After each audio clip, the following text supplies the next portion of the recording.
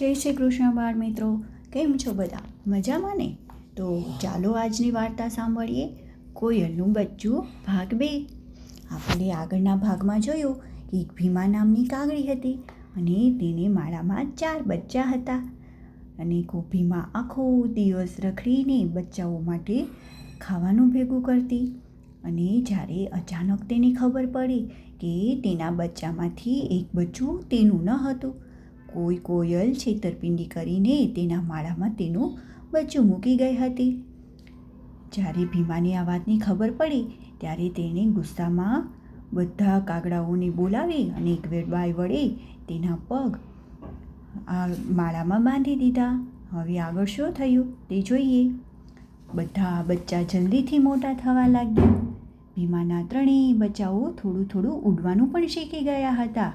તેઓ કોઈ વાર માળાની બહાર પણ થોડું ફરી આવતા હતા, પરંતુ કોયલના બચ્ચાને ભીમાએ કોઈ પણ જગ્યાએ જવા દેતી ન હતી. તેના પગે દોરી બાંધી હતી, પણ હવે તે માળાની બહાર વડની ડાળી સાથે બાંધી દીધી હતી. ભીમા બધા બચ્ચાઓને ખૂબ જ પ્યારથી રાખતી.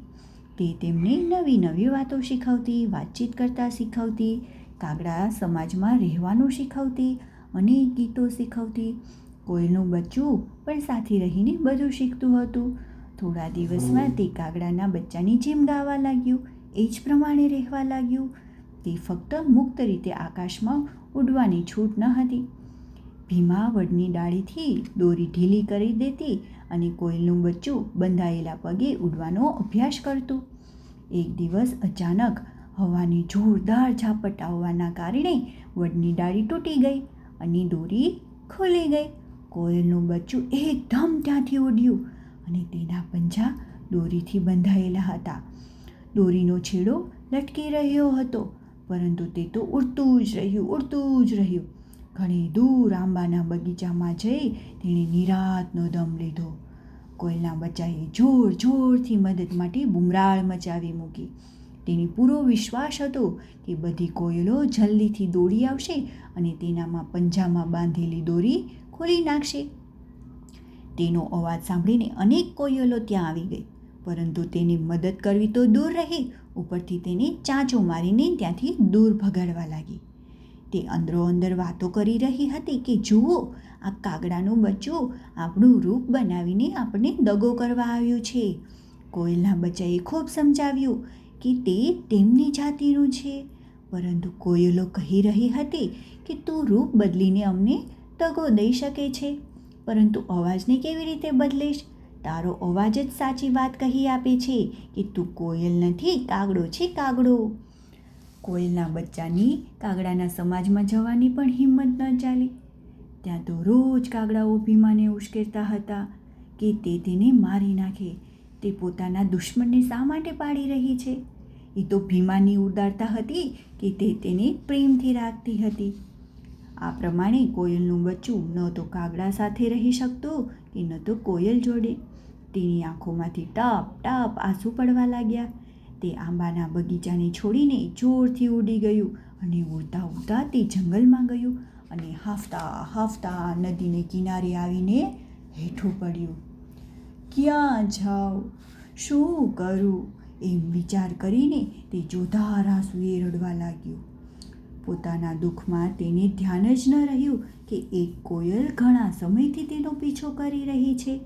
અચાનક તેણે સાંભળ્યું કે કોઈ કોયલ સામે બેસીને કહી રહી છે, કોઈ પણ સ્થિતિમાં ગભરાઈને ભાગી જવું એ કાયરતા છે.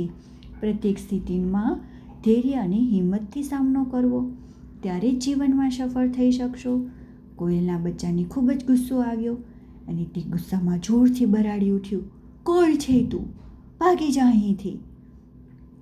બેટા, હું તારી માં છું, કોયલે તેના માથા ઉપર પંજો ફેરવતા પ્રેમથી કહ્યું. મારી કોઈ માં બા નથી, કહીને કોયલના બચ્ચાએ મોઢું ફેરવી લીધું.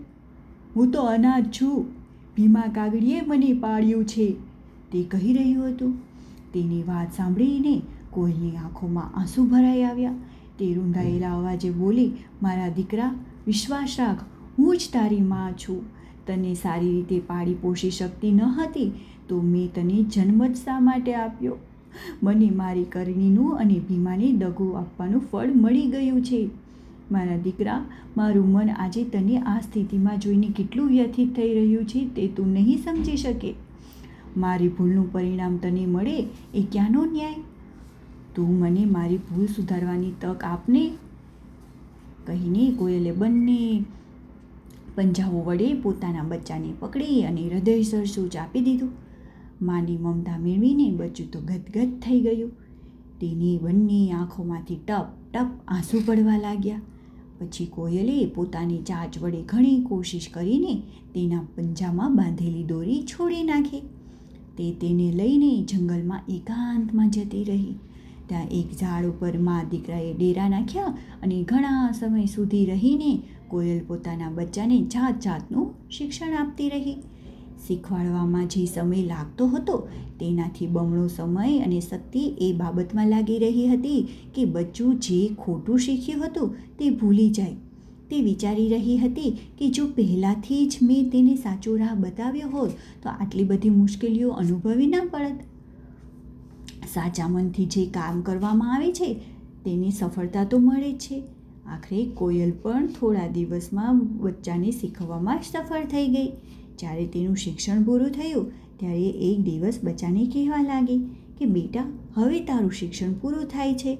હવે તું ગુણવાન બની ચૂક્યો છે. શરીર અને રંગરૂપથી નહીં, સારા સ્વભાવ અને ગુણોથી જ કોઈ પણ વ્યક્તિ સાચો આદર મેળવી શકે છે. જા, કોયલો તારું સ્વાગત કરશે. અહીં મારું કર્તવ્ય પૂરું થઈ ગયું છે. માં, મને અંતિમ ઉપદેશ તો આપો. માના ચરણ સ્પર્શ કરતાં કોયલનું બચ્ચું બોલ્યું. કોયલ બોલી, બેટા, છેલ્લે હું તને બસ એટલું જ કહીશ કે હંમેશા મહેનત અને ઈમાનદારીથી કામ કરજે. બીજાને દગો કરતી વખતે કદાચ તને ફાયદો દેખાય, પરંતુ એ લાભ થોડા સમય પૂરતો જ રહે છે અને આખરે પસ્તાવાનો જ વખત આવે છે. માં, તારી વાત હું હંમેશા ધ્યાનમાં રાખીશ. કોયલના બચ્ચાએ માને પ્રેમ અને આદરની દ્રષ્ટિથી જોતા કહ્યું અને પછી તેણે પાંખો ફફડાવી અને પ્રસન્ન મનથી જીવનની લાંબી યાત્રા પર નીકળી ગયું. પછી તો બધાએ ખાધું પીધું અને મોજ કરી. જય શ્રી કૃષ્ણ બાલ મિત્રો. આજની વાર્તા પૂરી. બાળકોને મજા પડી. કાલે મળીશું ફરી વાર્તા લઈને નવી.